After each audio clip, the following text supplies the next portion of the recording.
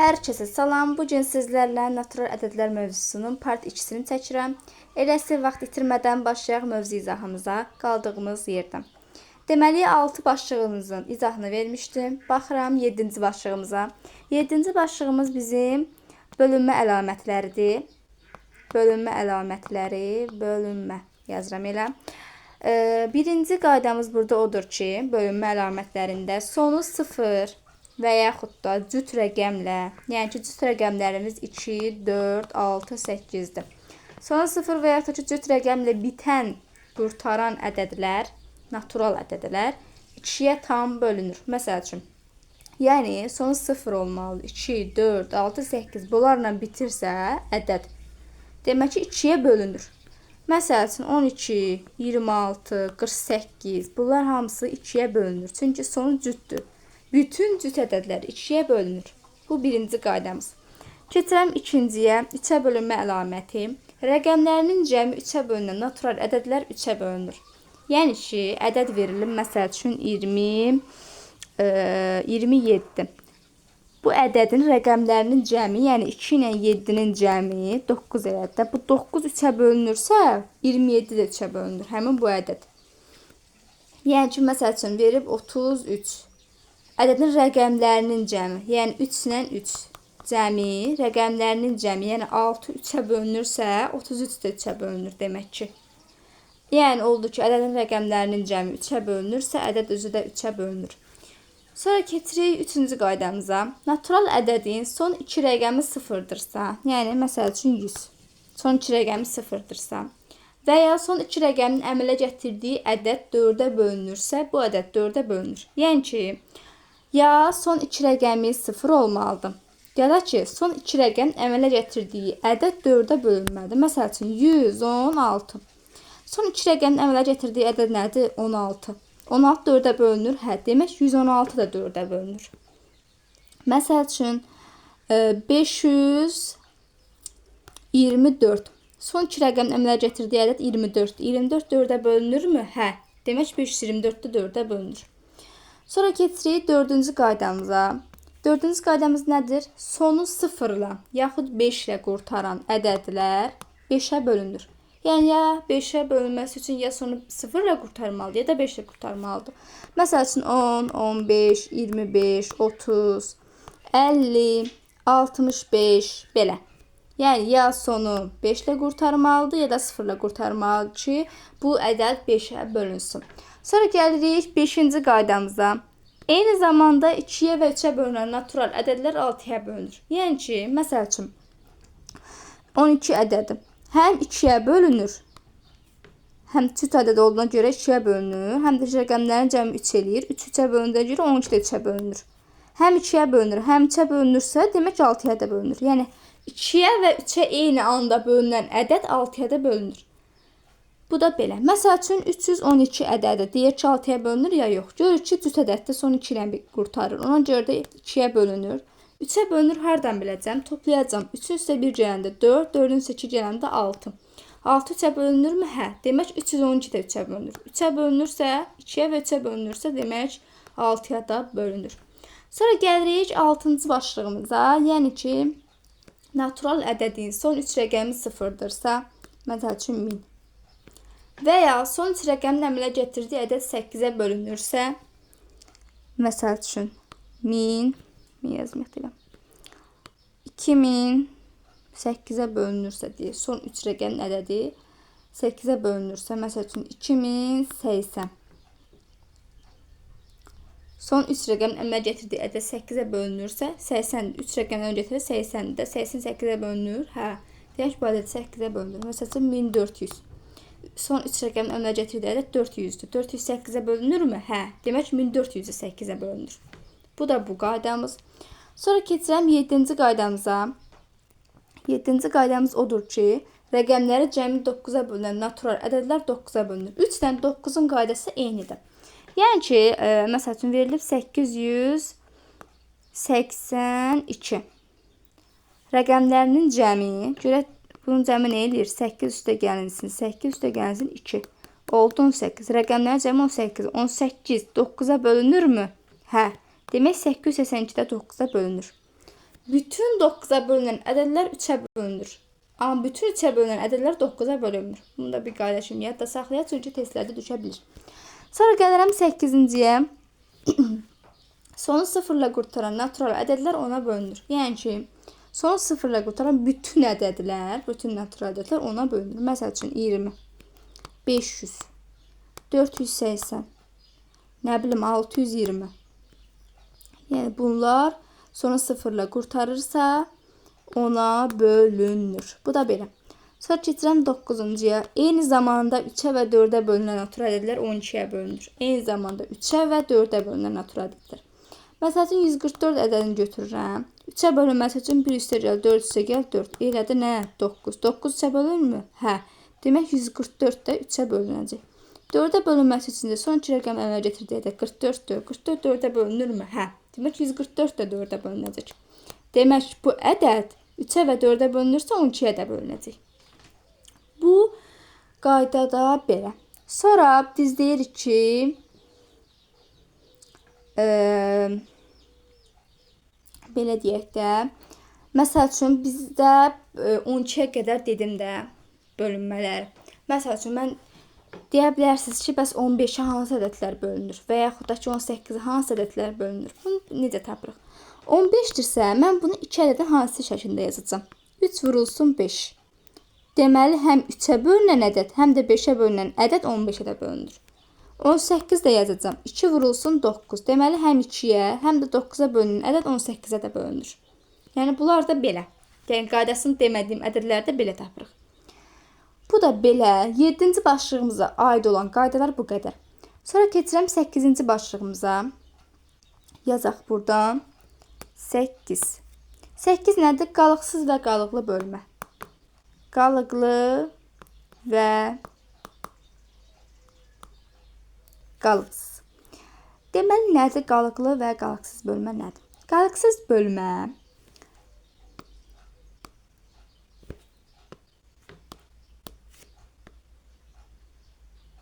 qalıqsız. Belə olur da, məsəl üçün A bölünsün B bərabərdir C. Bu nədir? Bölən.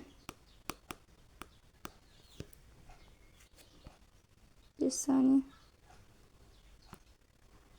A böl B bərabər C. Bu nədir? Bölən. Bu nədir? Bölünən. Bölünən. Bölünən, bölən qismət. Bölünən, bölən qismət. Deməli burada belə bir şey də var ki, A-nı tapanda buradan A bərabərdir B vurulsun C. B ilə C-nin hasili. Qalıqsız bölmə budur. Bölünən, bölən qismət olur. A bərabərdir, bölünən bərabərdir, bölən vurulsun qismət. Məsəl üçün misal yazacaq. 10 bölünsün. Sadə yazıram. 2 bərabərdir 5. Bu bölünən, bu bölən, bu da qismət. Bölünən bərabərdir, bölən vurulsun qismət. Bu da belə. Sonra gəlirəm qalıqlı bölməyə. Qalıqlı bölmə nədir? Qalıqlı bölmədə necə olur? Yazıraq. Deməli A bölünsün B bərabərdir C. Bir dənə də R var. A nədir? Bölünən.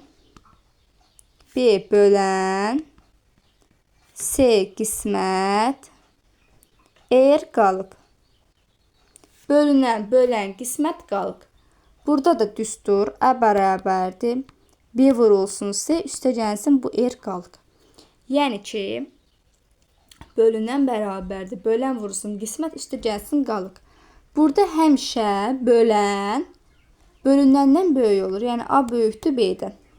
Bu onsuz da məlum məsələdir. Bu da belə. Sonra məsəl üçün deyirik ki, məsəl üçün nümunə yazaq. 12 bölünsün. 12 yazmayaq da. 14 bölünsün 3 bərabərdir. 4 qalıq neçədir? 2. 14 bərabərdir. 3 vurulsun 4 üstə gəlsin 2. Həmin bu, bax, bu düzdür. Burada tətbiq elədik. Bu da belə. Sonra deyirik ki, bölən 4, məsəl üçün. Deyirik ki, bölən 4-dür. Bölündən bölən. Bölən 4-dür. Natan qismət 2 və qalıb 3 olarsa bölünəni tapın. Bölən 4-dürsə, mən yazacağım, bölünəni bizdən soruşur. Yazacağım bura A. Bölünsün. Bölən 4 bərabərdir. Qismət 2. Qismət 2-dirsə, bərabərdir 2. Qalıq 3 olarsa, mötərizədə də yazıram 3. Bizdən bölünəni soruşur. Bunu soruşur. Və yaxşı düsturda yerinə qoyub yazacağım. A bərabərdir. 4 vurulsun 2, üstə gəlsin 3. 8, 8-in də üstünə 3 gələndə 11. Cavab oldu 11. Bu da belə. Bir şeydə deyirəm ki, qalıq böləndən kiçik olmalıdır həmişə. Yəni ki, bayaqçı ilə yazdım. Buradan. Qalıq burada 2 idi. Qalıq, bu qalıq. Bundan həmişə kiçik olmalıdır. Məsəl üçün, bizə deyirlər ki, bu böləndə. Məsələn, deyirlər ki, bölən 5-dir. Qalıq nə ola bilər? Qalıq ola bilər 1, 2, 3, 4 və salam. 5 ola bilməz. Məsəl üçün, verirlər ki, bölən 8-dir. Qalıq nə ola bilər? 1, 2, 3, düz 7-yə qədər. 8 ola bilməz. Bölünən böləndən kiçik olduqda qalıq bölünənə bərabər olar. Bunlarda dedim. Yəni, başqa bir şey qalmadı burada. 8-ci başlığımıza da aid olan qaydalar bu qədər. Sonra keçirəm 9-cu başlığımıza. Keçək 9-cu başlığımıza. 9-a deyir ki, sadə və mürəkkəb ədədlər. Nədir sadə ədədlər, nədir mürəkkəb ədədlər? Sadə və mürəkkəb. Deməli, tərifi budur ki, sadə ədədlərin tərifi budur ki, yəni qaydası budur ki, yalnız birə və özünə bölünən ədədlərə sadə ədədlər deyilir. Məsəl üçün 2. 2 nəyə bölünür? 1 1-ə bölünür, 1 də 2-yə bölünür. Demək, bu nədir? Sadə ədəddir. Məsəl üçün 5. 5 nəyə bölünür? 1-ə bölünür, bir də 5-ə bölünür. Yəni 1-ə və özünə bölünür. Bu nədir? Bu da demək sadədir. Məsəl üçün 11. O da 1-ə, bir də 11-ə bölünür. Başqa ədədə bölünmür ki, natural ədədə. Xeyr. Demək, bu nədir? Sadə ədəddir. Bəs mürəkkəb ədəd nəyə deyilir? 2-dən çox bölən olan ədədlərə mürəkkəb ədədlər deyilir. Məsəl üçün 4. 4 nəyə bölünür? 1-ə, 2-yə, 4-ə. 3 dənə ədədə bölündü də bu. 2-dən çoxdur böləni. Ona görə bu nədir? Mürəkkəb ədəddir. Məsəl üçün 9 nəyə bölünür? 1-ə, 3-ə, 9-a. Bu da demək nədir? Mürəkkəb ədəddir. Sonra bir nə sadədir, nə də mürəkkəbdir. Yəni heç birinə aid deyil. Bütün cüt ədədlər mürəkkəb ədəddir, 2-dən başqa. 2 yeganə cüt ədəddir ki, sadə ədəddir. Bir də nə sadədir, nə də mürəkkəb. Bu da bu qədər sadə və mürəkkəb ədədlərə aid. Sonra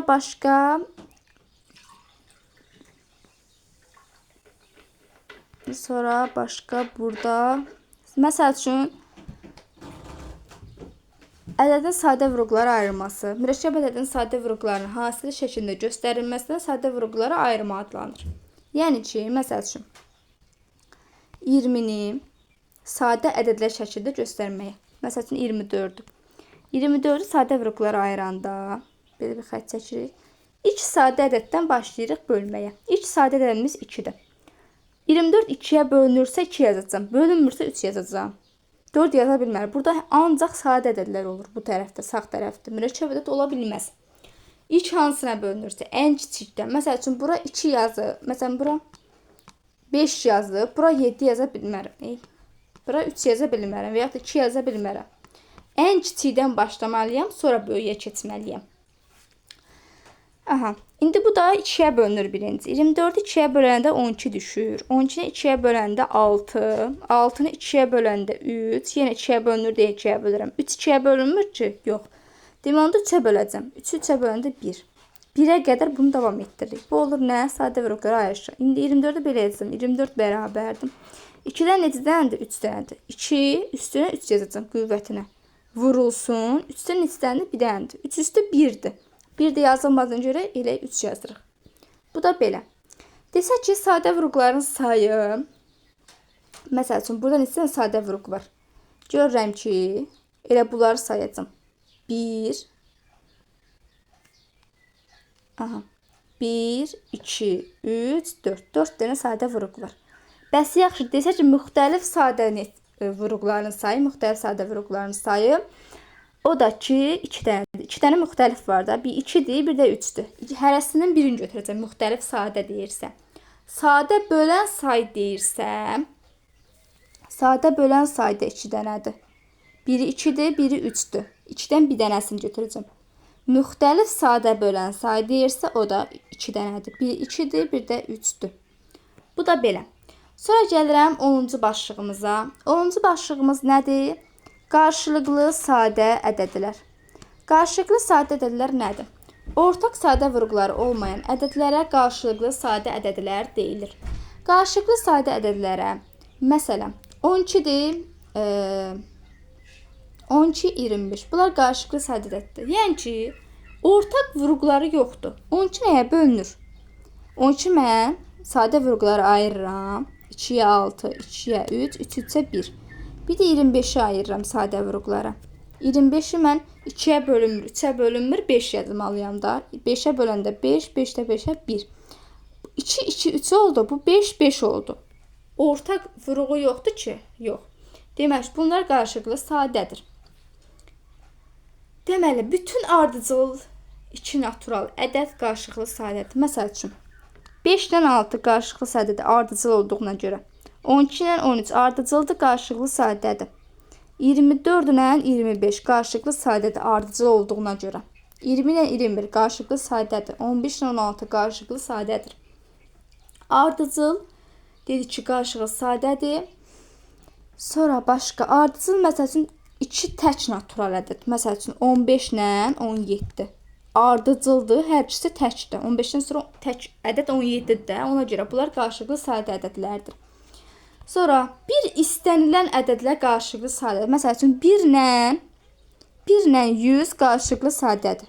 1 ilə 4 qarşılıqlı sadədir. 1 ilə 5 qarşılıqlı sadədir. 1 ilə 56 qarşılıqlı sadədir. 1 ilə istənilən ədəd qarşılıqlı sadədir. Bu da belə. Sonra keçirəm 11-ci başlığımıza. 11-ci başlığımız əbub və əkob. Əbub nədir? Ən böyük ortaq bölən. Əkob nədir? Ən kiçik ortaq bölünən. Gəlirəm əbuba. Əbub A və B natural ədədlərinin hər ikisinin bölündüyü ən böyük natural ədədə və A və B-nin ən böyük ortaq böləni deyilir və əbub kimi işarə olunur. Yəni, əbubu tapmaq üçün nə varmalıyıq? A və B sadə vurğularını ayırıb qüvvət kimi göstəririk, ortaq vurğuları götürürük və sonra da onların hasilini tapırıq. Məsəl üçün, verib ki, 100 ilə 120-ni əbubun tap. Birinci, mən bunları qarşılıqlı sadə vurğulara ayırmalıyam. Belə asan ədəd deyək, burada yazmaq olsun. Məsəl üçün, 24 ilə 36-nı deyək. 24-ü birinci sadə vurğulara ayıracam. 2-yə 12, 2-yə 6, 2-yə 3, 3-ə 3-ə 1. Sonra 36-nı ayıracam. 2-yə 18, 2-yə 9, 3-ə 3, 3-3-ə 1. Bu da belə. İndi hər ikisində eyni olanları götürəcəm əbubu tapanda. 1, 2, 2 eynidir. Buradakı 2 ilə buradakı 2 eynidir. Bu 2 ilə başqa eyniləşəcək 2 olmadığına görə bunu götürməyəcək. Bu 3 ilə də bu 3 eynidir. Vəssalam. İndi dairələdiyimiz hansılardır? Dairəyə aldıqlarımız hansılardır? 2 vurulsun, 2 vurulsun, 3. 2 dənə 2-dir, bir dənə də 3-dür. Bunun da hasil nə eləyir? 12. Demək ki, 24 ilə 36-nın əbubu, yəni ən böyük ortaq böləni 12-dir. Yəni ki, hər ikisi ən böyük 12-yə bölünür. 24 ilə 36. Bu da belə. Bəs əkobu tapsaydı necə tapardım? Əkobda da bunları işarə elədik. Əkobu tapanda böyük ədəd götürürəm. 24 böyükdür yoxsa 36? 36. Böyüyü götürəcəm, vuracam nəyə? 24-də hansını dairəyə almamışam o ədədə? Hansı almamışam? 2-ni.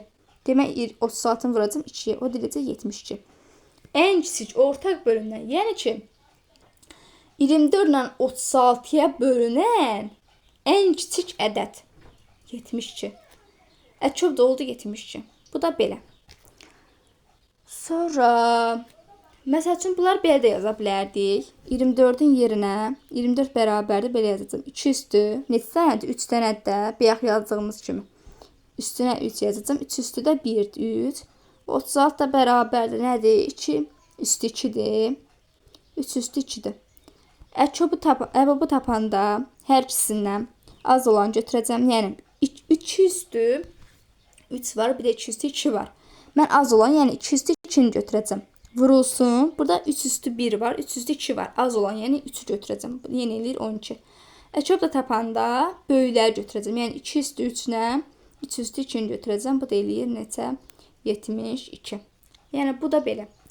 Sonra əbuba və əçoba aid düsturlar var. Həmin düsturlara baxaq. Məsəl üçün, ardıcıl 2 cüt ədədin əbobu 2-yə bərabərdir. Məsəl üçün, 14 ilə 16-nı əbobu 2-yə bərabərdir. Bu da belə. Başqa düsturlar var ki, məsəl üçün, əbob verib. Əbob K-A K-B bərabərdir. Mən bunu belə K-nı çıxardıb mötəsi xərcinə əbob A-B yaza biləcəm. Dəqiqə. A-B yaza bilirəm. Sonra, məsəl üçün, əbob vurulsun əçob. Məsəl üçün, əbob A-B. Yəni, amma eyni ədədlər olmalıdır. Vurulsun əçob A-B elə bərabərdir. A vurulsun B-yə. Bu da belə. Sonra, S bilir ki, ortaq olmayan vurğuların hasilidir. Əçob bölünsün əbob S-yə bərabərdir. Əbob bərabərdir. Kök altında A vurulsun B bölünsün S. Bu da belədir.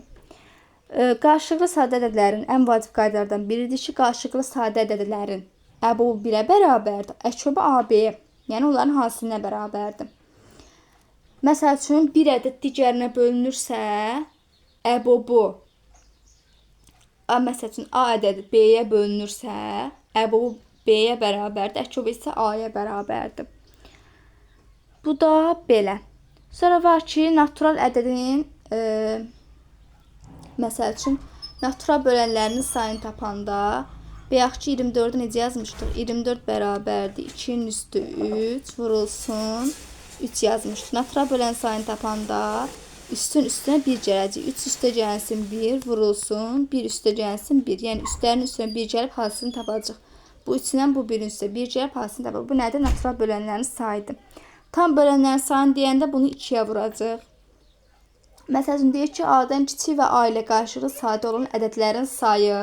Bunu deyəndə isə, məsəl üçün, P bərabərdir. A vurulsun. 1 çıxılsın 1 bölünsün A. Elə bunu sizə göstərim. A-dan kiçik və A ilə qarşılıqlı sadə olan ədədlərin sayı. Məsələn, 24-dən kiçik, 24 ilə qarşılıqlı sadə olan ədədlərin sayını deyirsə. Olacaq nə? 1 çıxılsın, 1 bölünsün, 2, buradakı 2. Bir də vurulsun, 1 çıxılsın, 1 bölünsün, 3. Əvvəlində bunu, həm bu 24-də yazacaq. 24 vurulsun. Bu da belə. Sonra baxım görüm, başqa nəsə qalmadı ki burada. Başqa heç nə qalmadı.